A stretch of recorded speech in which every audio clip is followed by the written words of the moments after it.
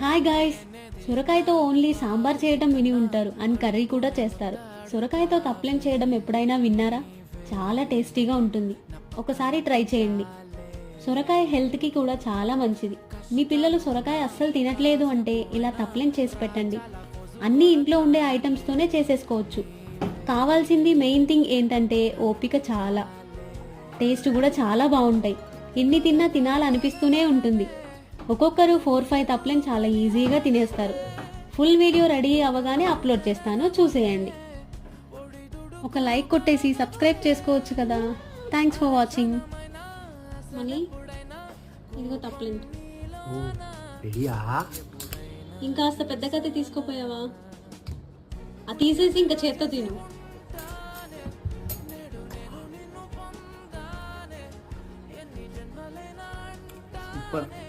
చిపడేసాం.